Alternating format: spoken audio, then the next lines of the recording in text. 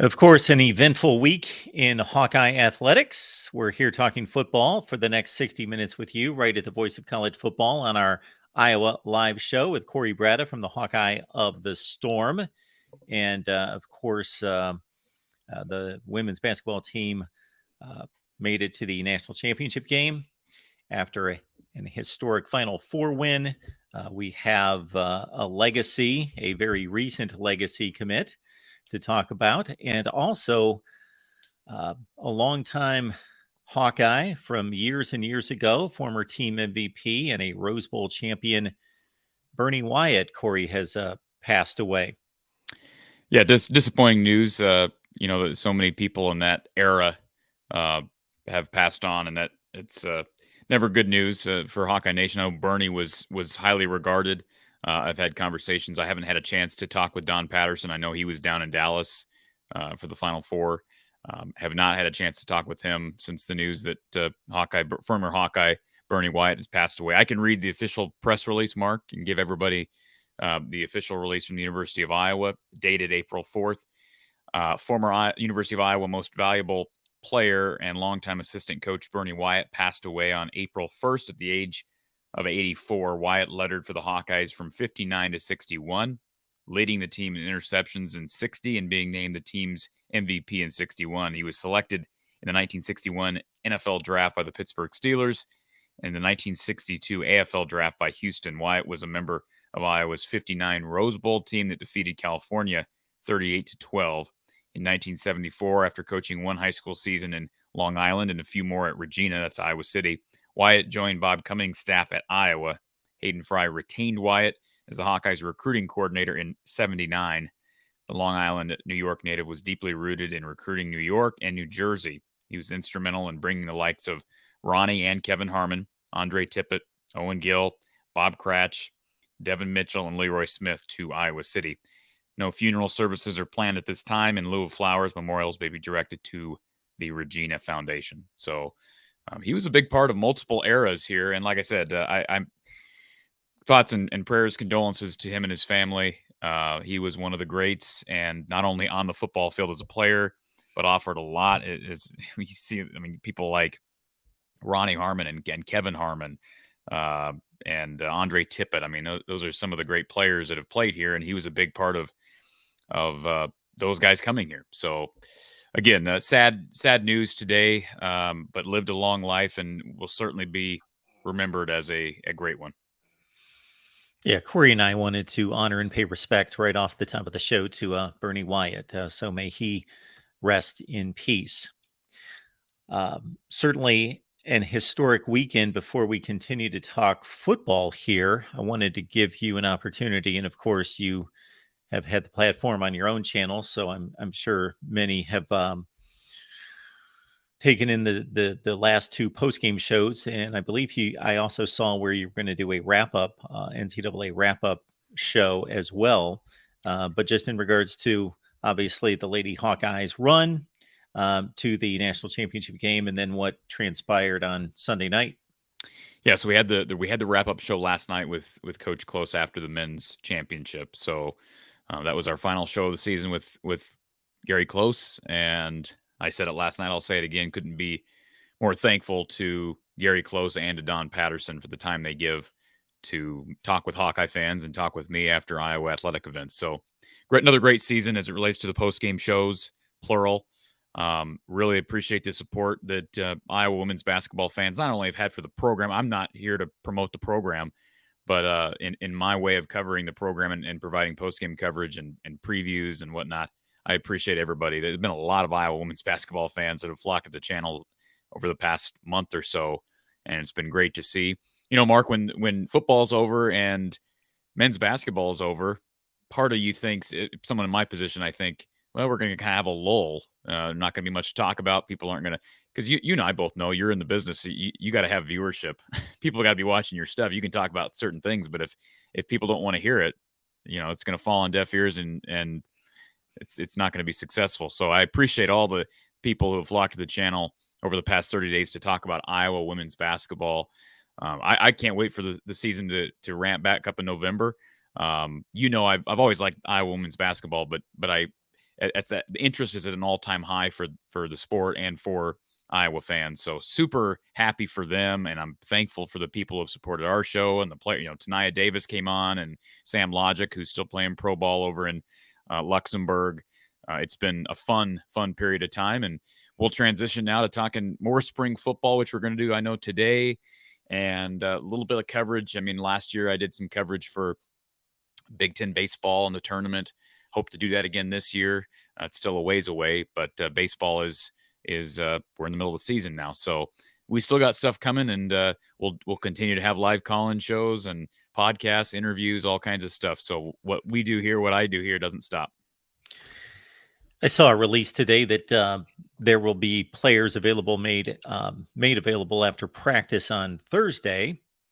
After Iowa's practice on Thursday, we do have a commitment, and it's a very notable one because of his brother's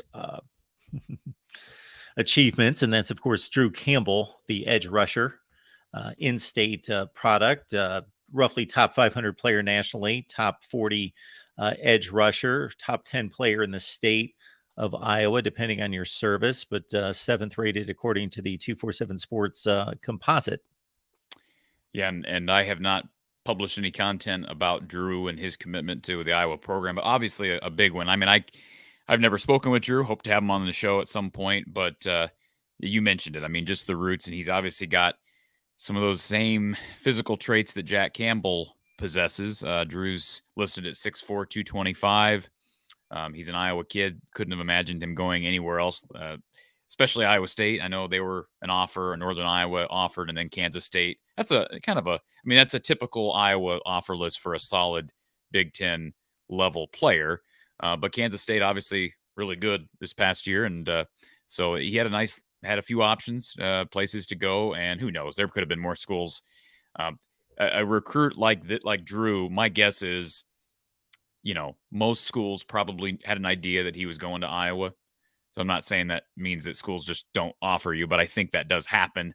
And so I'll be anxious to watch some more tape here over the next couple of days, and we'll provide some more coverage. But it's been kind of slow. I mean, it's kind of been the slower. It's usually the slower time of year, I think, with commits and recruiting. But they have had a plethora of official visits here in the past few days, which is good news. And Drew Campbell, again, with the legacy of his brother, and I mentioned this before we went on the air, Mark. You're happy for Drew because, man, there's been a lot of tragedy. And we just talked about Bernie Wyatt passing, but Jack Campbell's grandfather was tragically killed the night before their bowl game. So, tragedy happens for everybody. That's the world we live in, unfortunately. But it's just good to see another big accomplishment, being able to accept an offer, and he's going to be a Hawkeye, and we'll see Jack get drafted, later this month. As a programming note, before we get deeper into the football conversation, I'll be interested to get Corey's feedback and everyone else's. I am in the process of putting together 2023 program rankings, and certainly want to separate that from the project I'll be working on, let's say 4 to 6 weeks from now, which will be all-time rankings. So separate the current, evaluation of the programs across the nation versus all-time program rankings. So I find that to be a fun topic, and typically I'll release a video with my rankings and then let everyone take 2 to 3 days to soak it in, and then I'll do a live stream and, I was going to say catch hell, but catch everybody's feedback on my rankings of the various programs. We just completed a series that I find fascinating, in which we looked at the TV ratings for the various conferences for 2022, and certainly Iowa is prominent in that in regards to the Big Ten's power in the market. So. And there were some spring games this past weekend. I know Michigan played their spring game. Were there other Big Ten spring games? That was it. It was only Michigan. Okay. It was really only Michigan on the national map. Now, this weekend, nobody else from the Big Ten, and Auburn, NC State would be the two that stand out as prominent programs this Saturday. And then the final 3 Saturdays of the month are just full throttle. A lot to take in, starting on the 15th, the 22nd, the 29th. And I'm just curious, what were your thoughts on Michigan? I watched some of your watch party along with everybody else, and I mean, I know there was a bit of cynicism when you said this, but it sounded like the kid from Me? no, yeah, you. Criticism? Okay. Yeah, I know, it's unheard of. The kid that transferred in, man, now I can't think of the kid's name. The quarterback Jack that Tuttle? transferred in. Jack Tuttle from Yeah. Indiana. Okay. Sounded like he looked pretty good in the I mean, again, it's a spring game, Yeah, but he did. He ran a lot. I was surprised by that oh, because I've not seen okay. that from him in the past, and I watched him quite a bit in the past.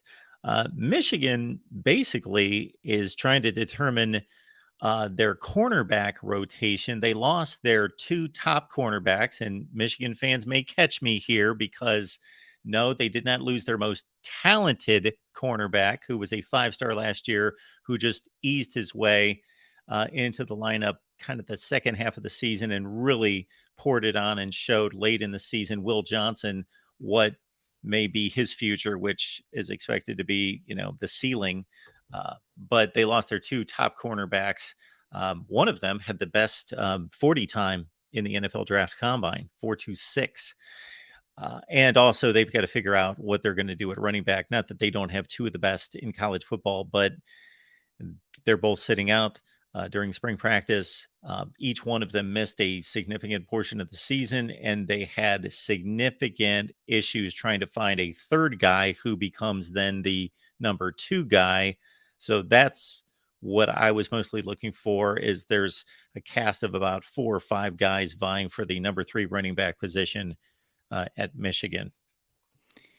And I did see today the University of Iowa. They post pictures, photos of spring ball on I think basically on a daily basis. I could be wrong. I know they do that in the fall, but they posted some photos today. The featured image on the post was Cade McNamara. Looked like he was in full pads.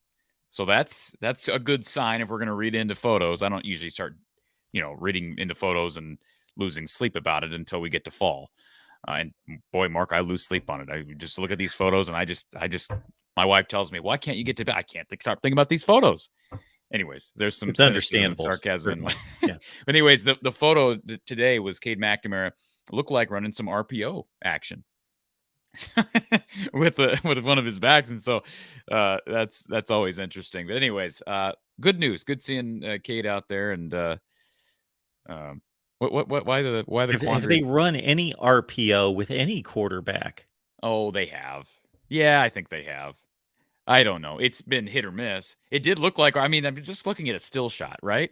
You can usually tell if there's RPO going on. Yeah. So you can.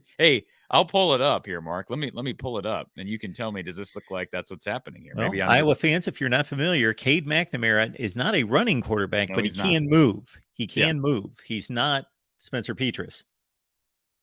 Oh, I can't imagine them running a bunch of RPO with him coming off of a serious knee injury. You almost wonder if these photos are just staged. I haven't looked, by the way, through the photos, but let me share my screen so you can see what I'm talking about. And maybe you're going to say, well, no, you're wrong. Here is, this is just my Twitter. So there's the photo. Okay. Isn't that what's going on here? Absolutely. It looks like it. Sure. Yeah. Okay. So, again, I don't know if I guess we could. I guess you want me to just click on this and we can look at the photos and react. Mark? Sure. Here's let's see. This is number 48. Is that Herkett? Maybe there's Jamari Harris, number 27, who remember was out last year. I guess maybe they posted these on Instagram. Let me see if I can pull this up. See if maybe it's just the 3 photos. Okay, maybe it's just the 3 photos. But yeah, so it looks like Herkett, Jamari Harris. I can't tell who that is. The receiver on the right, running with him. But good to see. I mean, Harris and Cade McNamara again are 2 guys who are coming off serious injuries. So I suppose that's good news that we see both of those guys in full pads and going. But again, let's not read too much into still shots from April 4th. Although that's kind of what we're here to do to a certain extent. Although, yes, I'm in your category of less speculation, more about reasonable. How much RPO did Cade run at Michigan? Not much. Okay. Yeah. I don't know. I find that weird. I it's like, again, but see, here's the deal. And I'm not being right now. We've been plenty critical of Brian and Kirk and all these different things. I think we have. I'm not going to take this opportunity to be critical of him, but it's kind of like when we saw Sam Laporta trot out at quarterback in the bowl game. It's like the fans want something different and they want something unique. But when when Iowa decides to do something different and unique, it's always like, why'd you choose to do it now? Like, of all the, or why did you choose this to be the last thing? I don't know if you recall. Was it halftime? At halftime of the bowl game?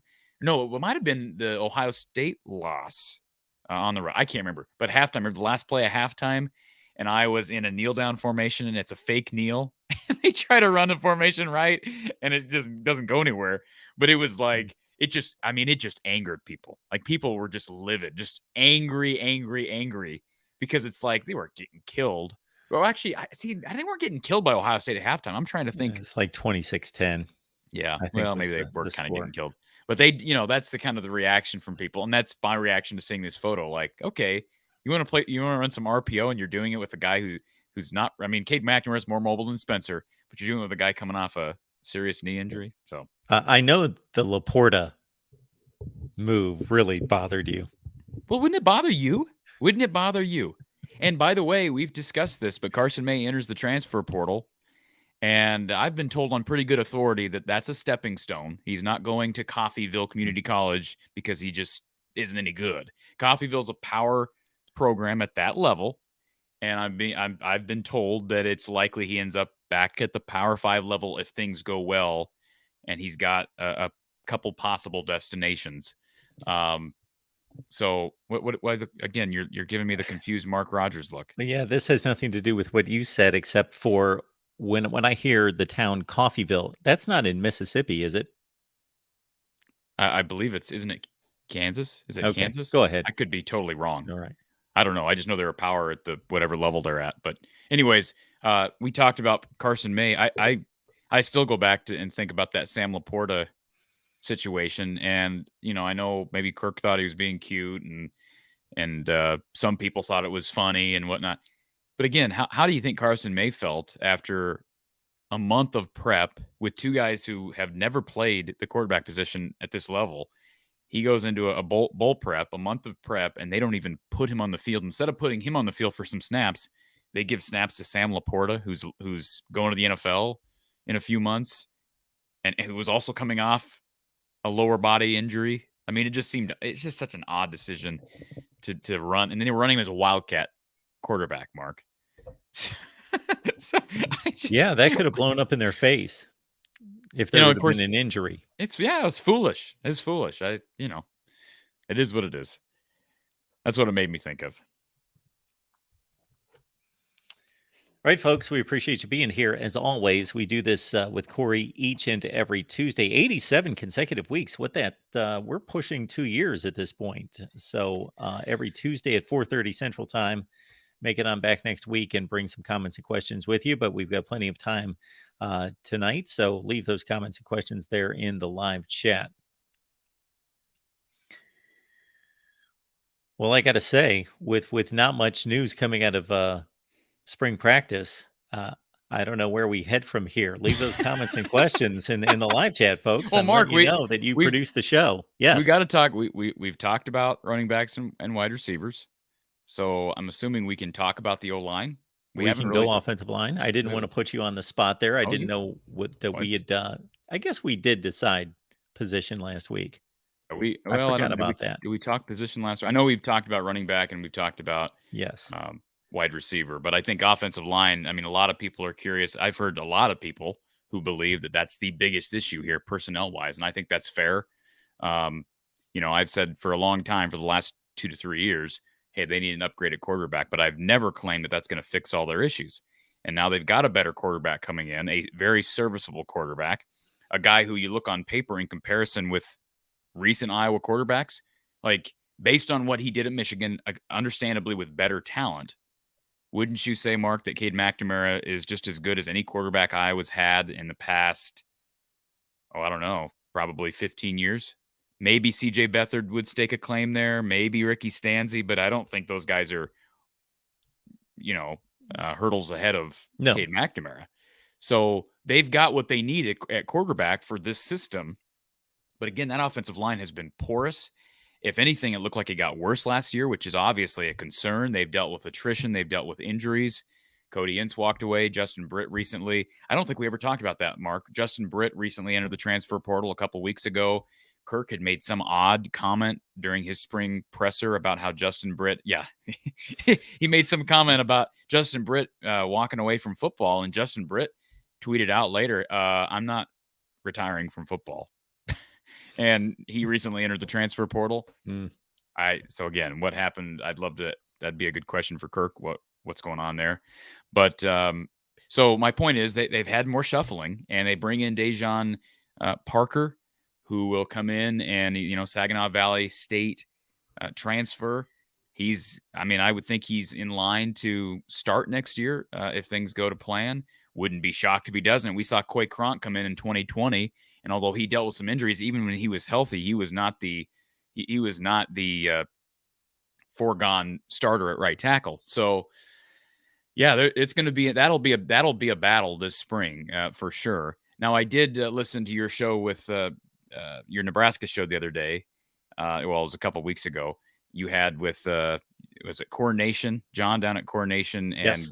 Greg, and Greg tried telling John that nothing is settled in spring ball, and it's basically about recruiting and none of it.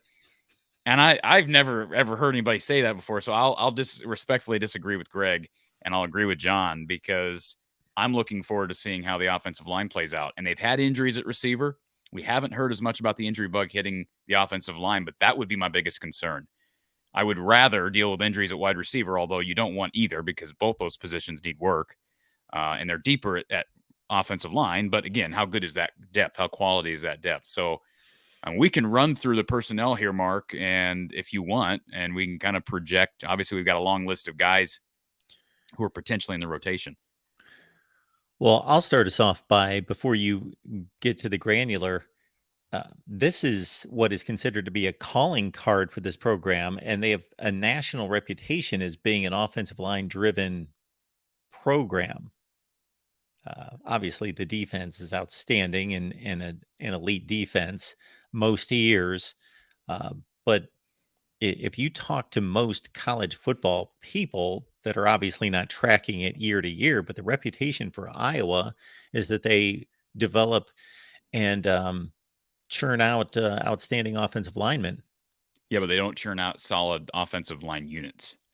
I mean, for the most part, and they haven't. I mean, 3 of the last 4 years, their offensive line has been bad. Like, I guess that you could argue that 2019 it wasn't as bad in 2019. The interior of the line was really bad in pass protection that year.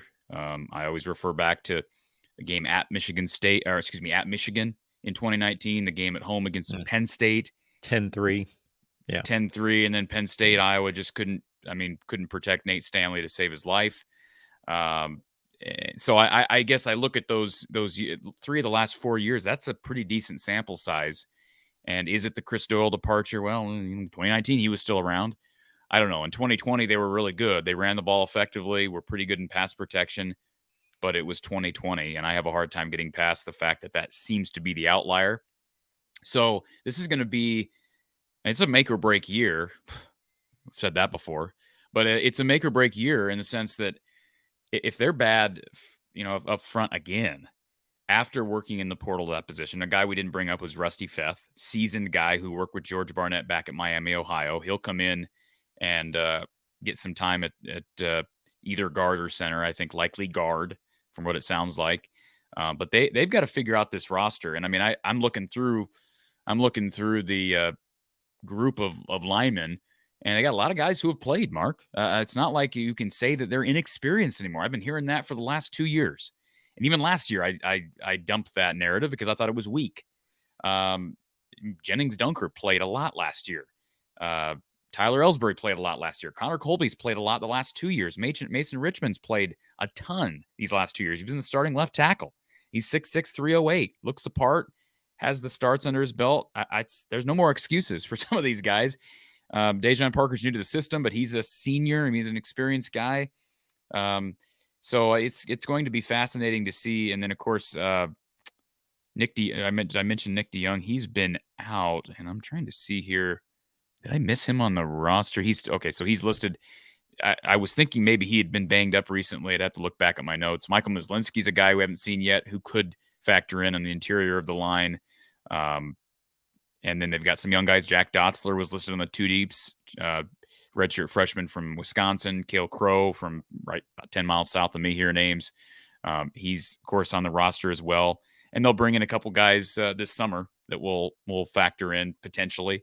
Their top recruit in the 23 class was a 4-star. Well, it would have been a 5-star lineman had Caden Proctor kept his pledge. But they bring in the kid from Indianapolis, whose name escapes me at this moment, from, is it Roncalli High School? Maybe you can help me out on that, Mark. But they've got personnel. I mean, they haven't recruited poorly. It's just been an issue of injuries and retention and development. It really comes down to those three things. And, they dealt with some, Trevor Lauk. Thank you, Hair Trigger 83. He comes in as a 4-star. So somebody's got to step up, and you would think this spring is going to be pretty important. And obviously summer is always important for the boys up front. It's the head coach's area of expertise. It's the offensive coordinator's area of expertise. And it's the offensive line coach's area of expertise. So you've got a bunch of guys who, now one could argue they lost a lot, though, with Chris Doyle, because you could say he was also kind of his area of expertise to an extent. He worked a lot with that offensive line up front. But again, you're right. I mean, Kirk Ferentz was an O-line coach in the NFL. And, Brian Ferentz played the position, played it pretty well, and has coached it. And so you basically have 3 offensive line coaches involved here. Maybe too many cooks in the kitchen. I don't know. I doubt Kirk Ferentz micromanages things. I still need to, by the way, bring this up. This is a random thought. I am going to start, now that basketball season is in the books, I'm going to start promoting sponsorships for this coming fall and post-game coverage for fall football, Mark. And we're looking for don't laugh. We're looking for sponsors for the Brian Ferentz points per game tracker, which we're going to, my plan is to have a little points per game tracker either on the bottom ticker or up in our corner. That is brilliant. And we're going to sponsor that. So we're going to sell sponsorships for that. So you're going to track that, meaning, okay, so they need to score 25 points per game over the course of 12 or 13 games. And so if I tune you in after 3 weeks, if they've scored 20, 20, and 20, we're going to see 60 points in the corner. No. Each week we'll update it. So if they score 20 points this week in week 1, and then 20 points in week 1, 40 points in week 2, then during that week 2 post-game post-game show, the points per game tracker will be 30 points per game, because that's where we're at. So it's an ongoing points per game mark, if that makes sense. Okay. So is he currently meeting his mark? That's what we're gonna track. I actually by the way, I had a sponsor reach out to me about that initially. He's the one who gave me the idea. I said, I want to sponsor the Brian Ferentz points per game tracker. I love that. So I'll have fun with it. Okay.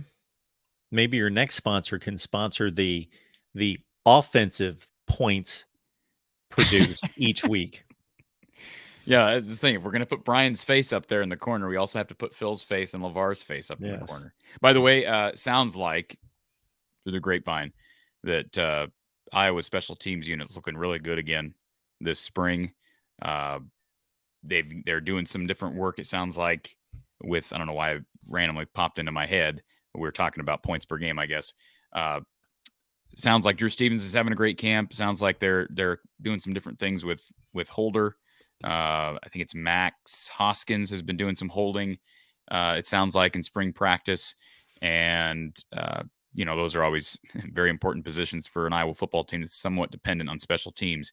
And we overlook a true freshman last year who was absolutely outstanding in Drew Stevens. You get Torrey Taylor back, which you said last week, I think, Mark. Why in the world would Drew Taylor come back? Well, I'm okay with him coming back, whatever the reason may be. It's not like NIL could be a huge ploy for him, because technically he's not supposed to be able to make money. which doesn't make a whole lot of sense. I understand there's legalities of it. Well, he's foreign, Mark. The whole green card stuff and whatever, or is it work visa? I'm sorry, I don't really understand the logistics of that. But so many things to talk about. You were sitting here saying we don't have anything to talk about. We've got so many things we could talk about, but it's April 4th. We absolutely can. Well, thank you for the offensive line breakdown. We can continue on that track, or I know that I've told you a number of times that I would be fascinated. And again, we can save this for a future week if you don't want to dive into this, but to have you reevaluate these recruiting classes. Be fascinating. I'd love to do it. And I've done that specifically with O-line. I produced a video last year and referred to it several times because it wasn't until I delineated all that out that I saw, wow, this is a trend over a 3 to 4 year period of recruiting. Guys who are 3, 4, not really 5-star guys, but highly rated guys. A lot of these guys not working out, getting hurt, leaving, whatever the case may be. And we talked about how poor those units have been through the last 4 years. Those units have also featured guys like Tristan Wirfs, who was there in 2019, Tyler Linderbaum, who was Iowa's center through much of that time period, and Alaric Jackson, who was also there in 2019.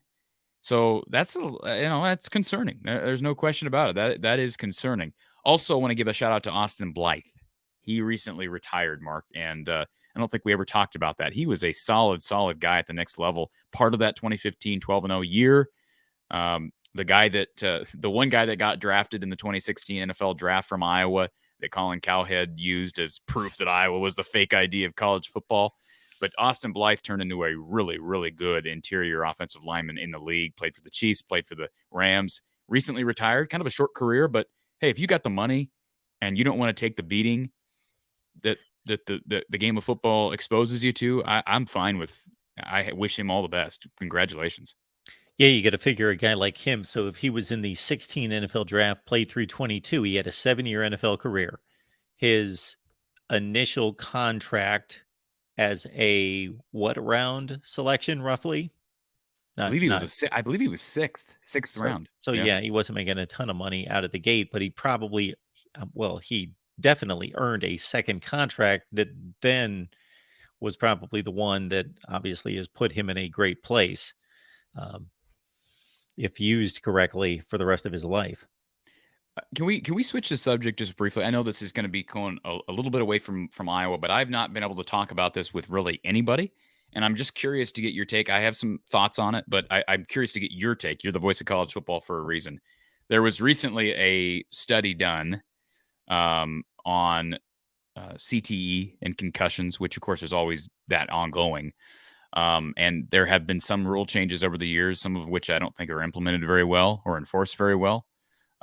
But I'm sure you probably saw this because it's a pretty big national story, but I'll just read. This is actually from an NPR article dated. No, this is not the right one. Let me find the right one, Mark. Basically, it was a study about percentage of former college football players that were found to have CTE later after passing away, and it was an astonishingly high number. And basically, and I want to find this article before just trying to translate what it said, but basically, the gist of it was that, we focus on the big hits and trying to eliminate those big hits, but some of these studies have indicated that it's the smaller hits, the repeated smaller hits, that perhaps are at fault for some of these issues. And I'm just curious, how much have you talked? Has that been a discussion at all on your show? I have not seen you talk about that. How much have you researched into that? And just, do you have thoughts on how to make the game safer? Because, there's obviously, there've been attempts to make the game safer. I don't know that they've been the right attempts, if that makes sense. So I did not hear the finding that you just brought up. That kind of surprises me. Not that I had a judgment on it, but there's been so much focus, as you just mentioned, the focus of the intent of rules changes and just the fans' reaction to how can we make this, and media's reaction to how can we make the game safer. Obviously, the violence of the big hit is what is, let's be honest, it's entertainment. But from the standpoint of this topic, it's about the safety, and it just has been a logical and reasonable stance that most people have taken, those kind of hits, those shots must be the ones that are most adversely affecting these athletes down the road. And so you're telling us right now, based on this most recent study, that that's not the case. It's the constant hit after hit after hit after hit. Well, so the game of football is inherently violent. It's sometimes termed a contact sport. I don't think that's correct. Basketball is a contact sport. Football is a collision sport. So unless we're going to just play a completely different game, there is going to continue to be risk. Now, the health of these athletes is far more important than the entertainment value of the sport. But if the sport is to continue, and it's also supposed to be popular and supposed to be the same sport, then there is going to continue to be blocking and tackling and hitting. I would think that the way to respond to the issue you just brought up is to limit the number of reps that a player can play on the field, and be less concerned about the actual major hits and more about the grind. There's been some, as we see, there have been some rules that have been proposed this offseason, and some of them legislated, that will limit the number of plays in a game.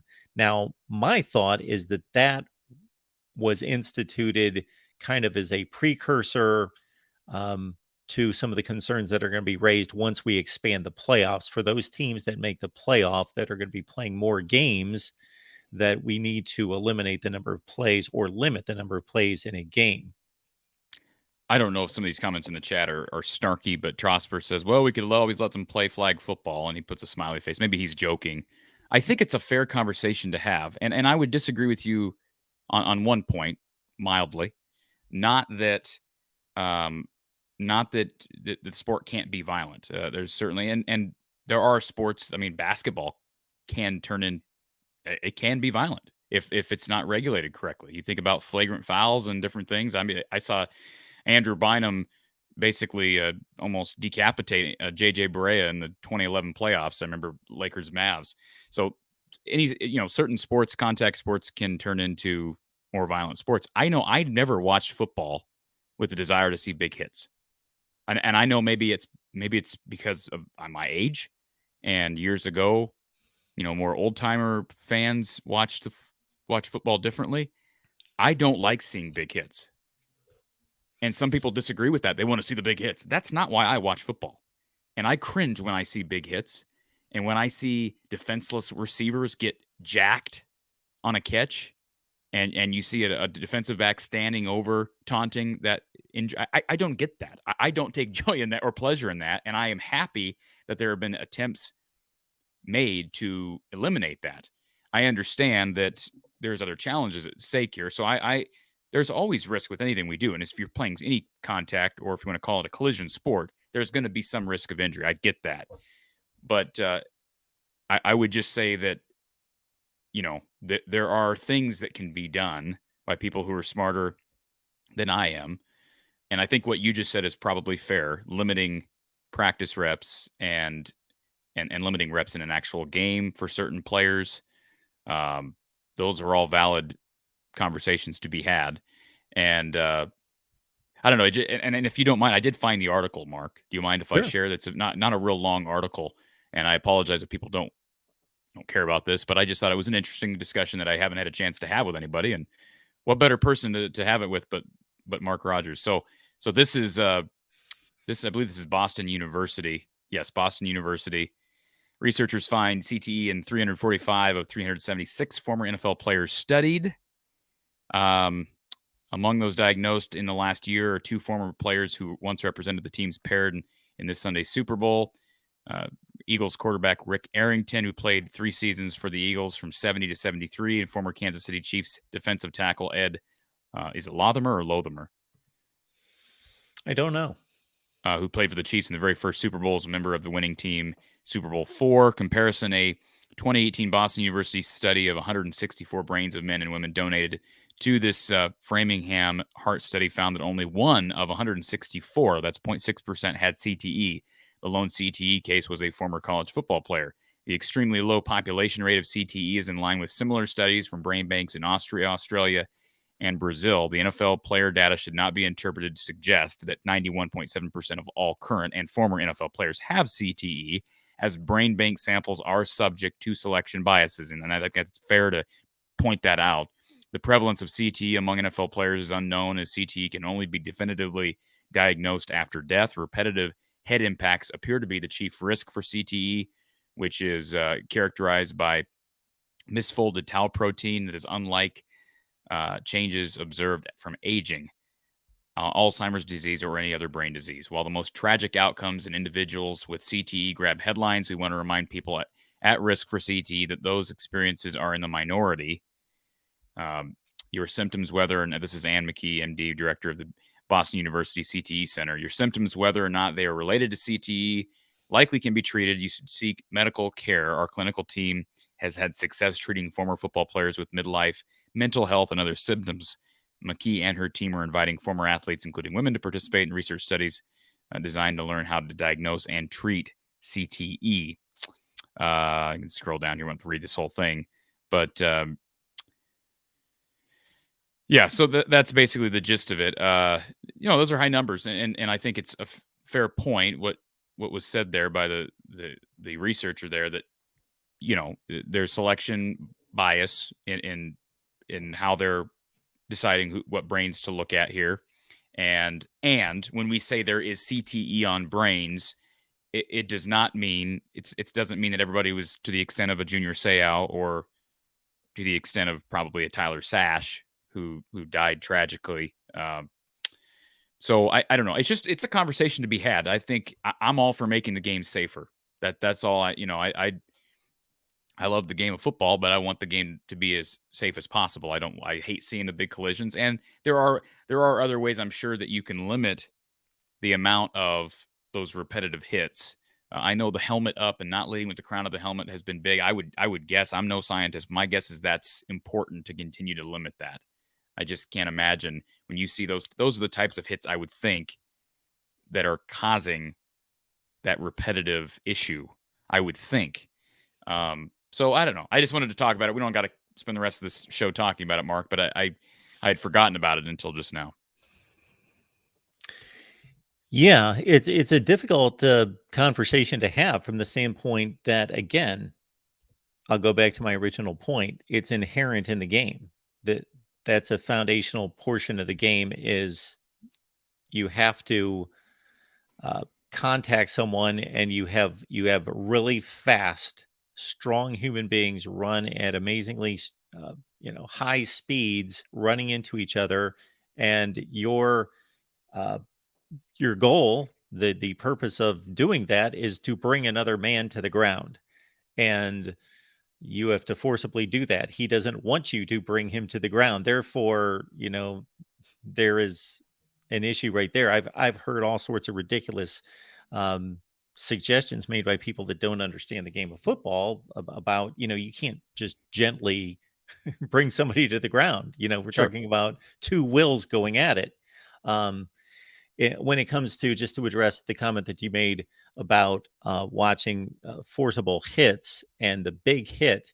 Now, I would say that my guess is that there is a large portion of people, football fans, that enjoy seeing a big hit.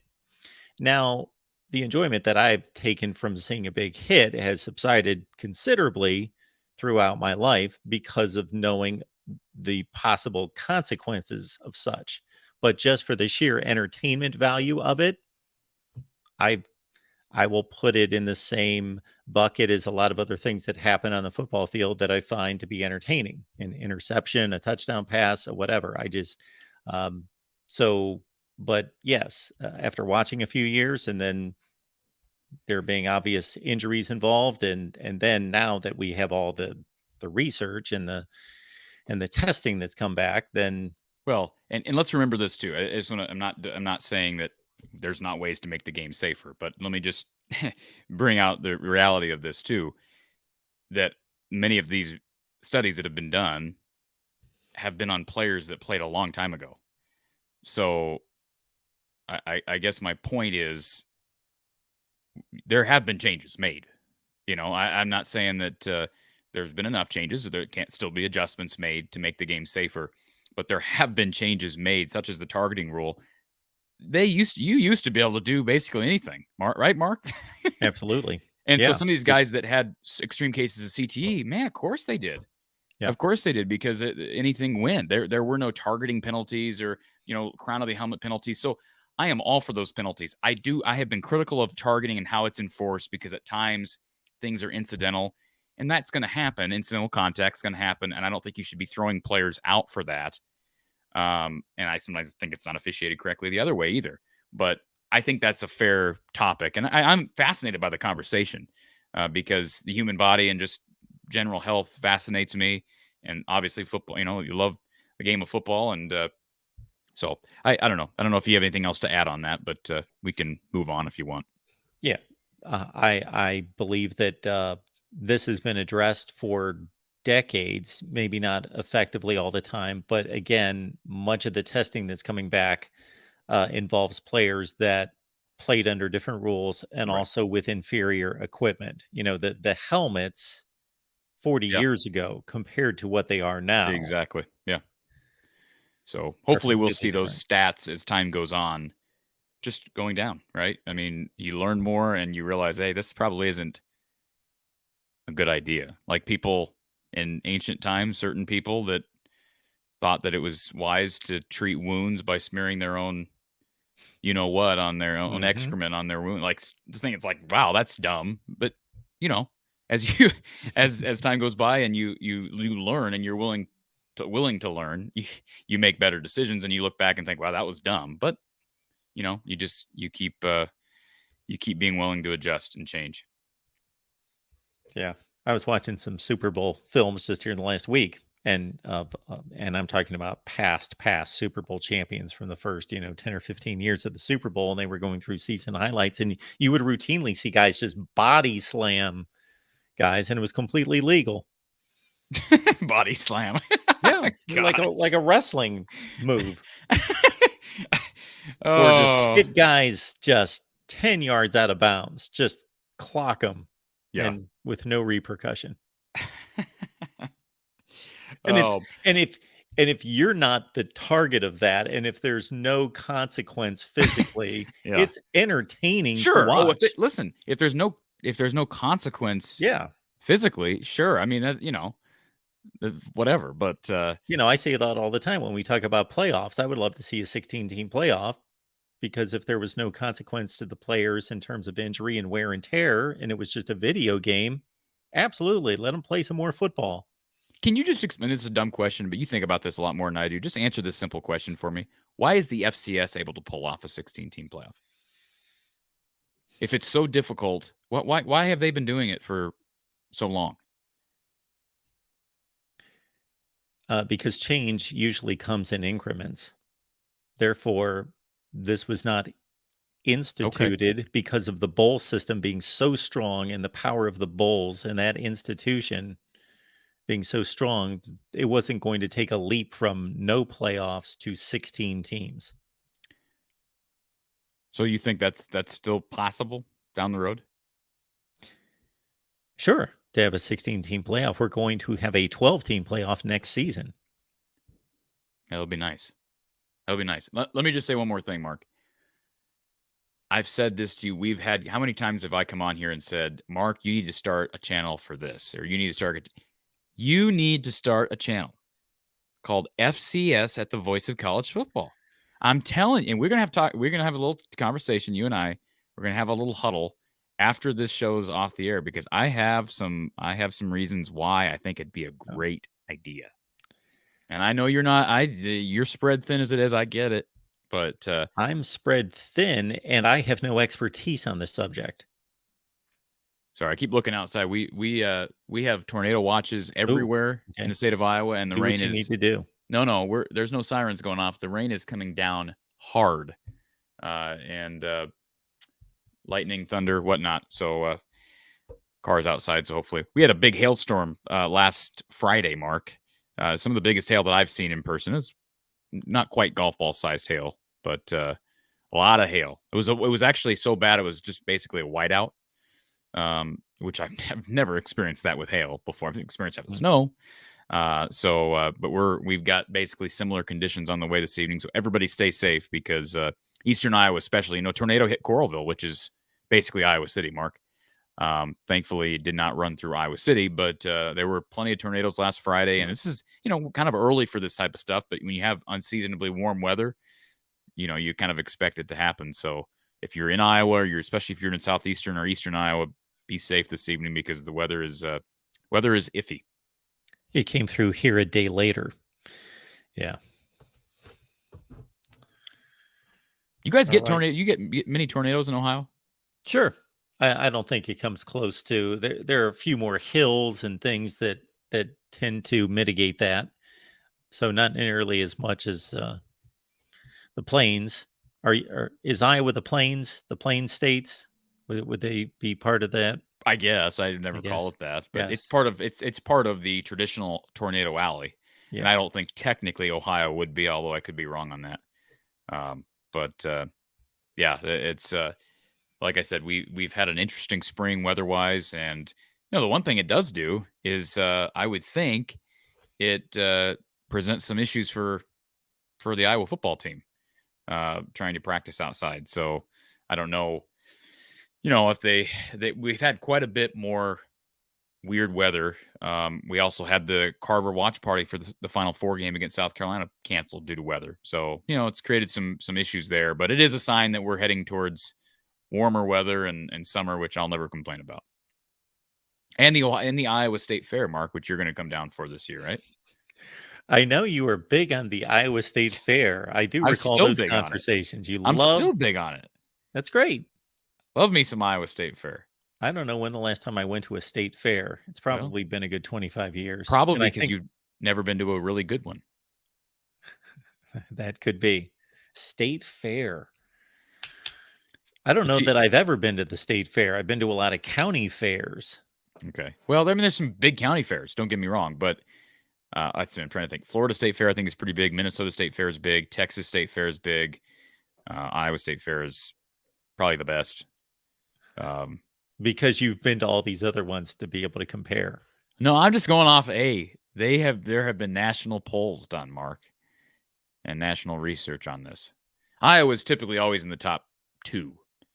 And they attract major musicians and whatnot. Your boy Elvis probably, I'm assuming, performed. That's a good question. Did Elvis ever play at the state fair? He played at the Mississippi State Fair, but that's where he was from. Well, let's see if I can find. I doubt if he played the Iowa State Fair. I'll look it up. He got a little too big too quickly to be playing state fairs. Well, I don't think you understand how big I really don't think you understand how big the Iowa State Fair is, Mark. Well, I understand that, but I don't think you do. So this year at the Iowa State Fair, you've got Eric Church, Maren Morris. You've got, let's see. I've heard of Eric Church. I've not heard of the second person. Okay. I'm sorry. I gotta find it. There's a list of all-time grandstand acts. I gotta find this because this really has to do with Iowa football, doesn't it? Sure. Well, this is the portion of the program that we just. I had somebody that was on a phone call with me the other day, and I mean on air phone call, and they brought up us discussing not potato chips, French fries. And they were quite entertained by that.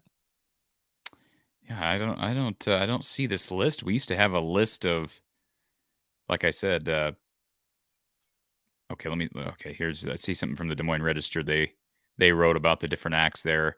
Alicia Keys in 2002. Let's see, 1970s. So, 1950s and 60s music in the state fair, the Iowa State Fair tended to mean a singing cowboy or marching band tunes. Extended run by Liberace. What is Liberace? Or Lawrence Welk. 1970, Grandstand began to welcome fuller annual lineups of major pop music stars. 1970, Lawrence Welk, Dolly Parton, Johnny Cash. I don't know if you've ever heard of him, Mark. Heard of him. We're still not in Elvis's league, but Johnny Cash. Johnny Cash is not in Elvis's league. No, he would tell you that. Nobody's in Elvis's league. Okay. Elvis isn't playing state fairs once he got to be famous. I'm telling you. The Jackson 5 and 71. I understand those are enormous acts, but yeah. Glenn Campbell. Again. Elton John in 73. When you bring up people like Glenn Campbell, and I've got great respect for Glenn Campbell. He had a ton of talent, but Glenn Campbell was a studio musician for Elvis Presley. Glenn Campbell is one of the best singer-songwriter producers in the history of country music. There's a clip on YouTube where Johnny Cash is asked who the best performer that he's ever seen is. Just real quick, 1976, yes, Johnny Cash. Yeah. Johnny Cash, again, in 1976. 1977, Dolly Parton, Merle Haggard. Yes, these are huge acts for the time. But you understand, what genre do you keep hitting?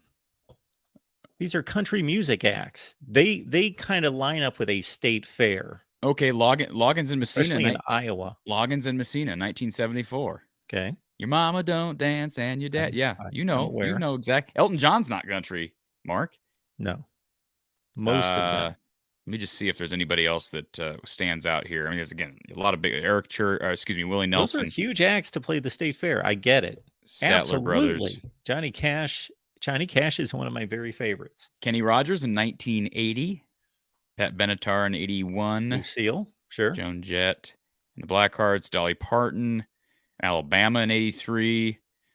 Let's see. Rod Stewart in 84. Everly Brothers in 84. Quiet Riot in 84. Yeah, George Strait in 86. John Denver. I can go down the list here. Yeah, you're going to laugh because I don't know your Bob Dylan and Garth Brooks in 1990. George Strait, Alan Jackson. Yeah, big names. But anyways, huge names. Absolutely. So what years were Elvis's heyday? What was Elvis's heyday? Well, considering that at his very lowest portion of his career, and this can be verified on YouTube and all over online, he was the second highest recording artist at his lowest peak. So he never was lower than number 2. So he really didn't have a bottom to his career, but he was active from 54 to 77. Those are his years. But see, okay, so you're telling me in the 70s, because I'm not a savant when it comes to music in the 60s and 70s. You're telling me in the 70s he was really big? Absolutely. Okay. Yeah, I don't see him on here. Never played to an unsold seat. Well, yeah. He played the Astrodome. He sold out the Astrodome for 4 consecutive shows. Okay. Yeah. In the 70s. And I don't have anything against, believe me, I don't have anything against Elvis Presley. But no, I think that the Iowa State Fair is a special, in case you didn't realize that. I think a lot of the Iowa State Fair, and it's just it's also kind of part of, it's kind of just part of culture here in the state of Iowa. Absolutely. And, it's also a sign. I've told you this before. The other thing, by the way, we keep losing viewers. So it might be Trosper, I'm not going to correct your statement because it's false. But anyway, what's Trosper saying? Eminem sold more albums than Elvis? Yeah, we're not going to correct that. Is that not true? No, it's not true. It's not even close to being true. I was once told that Jason Mraz, his song "I'm Yours" was the most played song in the history of music. It might be, because at that point people could download music. Right, that's true. That's hard to track when you're comparing apples to oranges back in the... Oh, Trosper's calling you out there, Mark. Oh, yeah, you sure? All caps, Mark? Yes, I am positive. Oh, well, we're down in the 50s now for viewership. How much longer do we have to go to get this down to the 40s?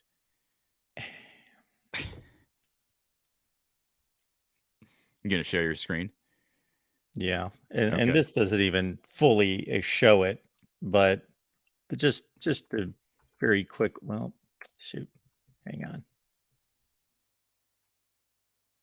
We should start making this show like an hour and a half. That way we have time to divert. Yeah, we have diverted. All right. And also, Elvis Presley was a really good actor that never really got his due, but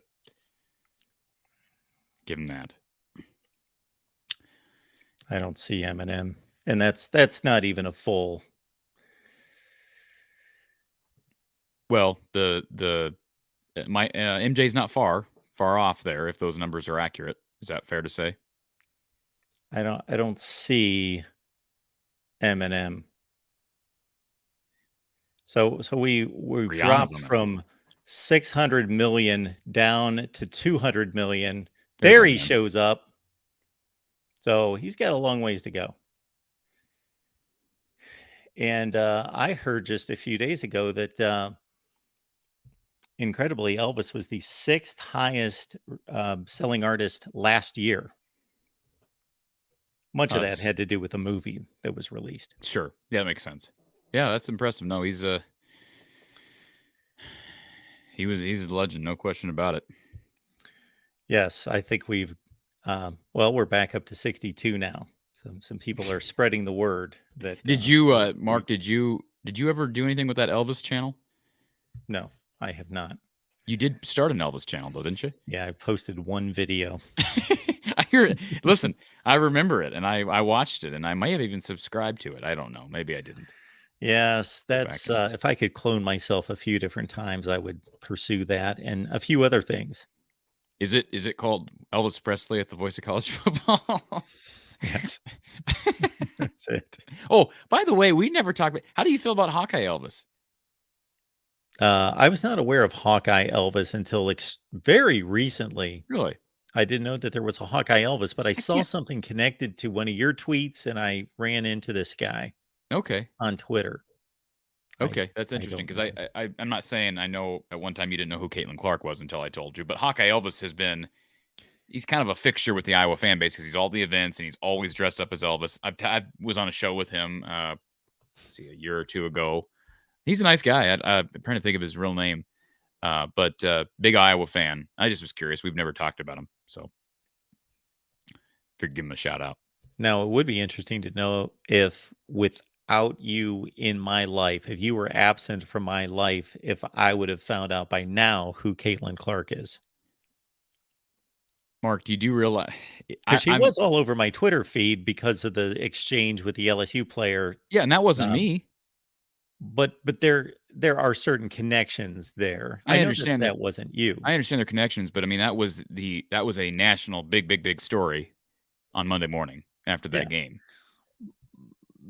But all I would know at this point was there were two women's basketball players that were jawing back and forth and making hand gestures to each other. That's all. That's sure. Well, you don't have an interest. That's where I would have been. You don't have an interest in it.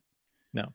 You know, I mean, but I certainly recognize greatness, and she's obviously the best women's basketball player in the country, and achieved a great deal of popularity and notoriety and all those things too. Yeah, and she's got an opportunity to be the best player I think to ever play. I really do think she's that good, and she could be here 2 more years. We'll see if she pursues that. She's here at least 1 more, and she's special. All right, everyone. Appreciate you being here. Make it on back next Tuesday. Bring some folks with you. And we will see you next Tuesday. In the meantime, catch Corey on From the Hawkeye of the Storm. Of course, is there anything in particular you would like to point out?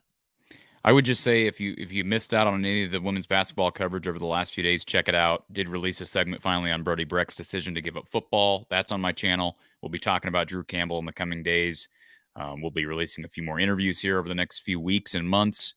And we'll start looking closer at football. We'll plan on a live show after that final spring practice. I'll be there for that final spring practice unless the tornado sweeps me away along the route down to Iowa City. So plenty of stuff in the hopper.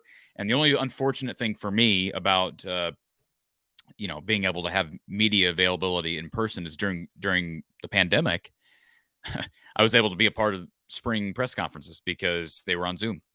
And so that's the only unfortunate thing. I understand going back to in-person media coverage. I wish maybe there was a Zoom. You were able to cover it this way. And I know the NCAA tournament made that available for their press conferences. But anyways, regardless, it'll be good to hear from some players this week on Thursday, I believe.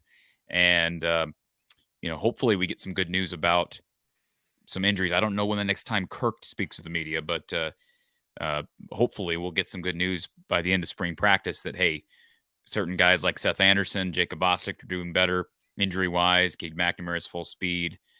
Eric All is better. And, maybe we'll see some advancement in that open scrimmage up front, because that's going to be a huge factor once we get to September. All right. And Trosper, yes, way more than 146. But again, I'm not going to go after people in the chat. We are going to shut it down here at the Voice of College Football. We will see you live in just a few minutes over on the Nebraska channel for our Huskers show at 7 Eastern, at 6 Central. Appreciate you being here. See you next week.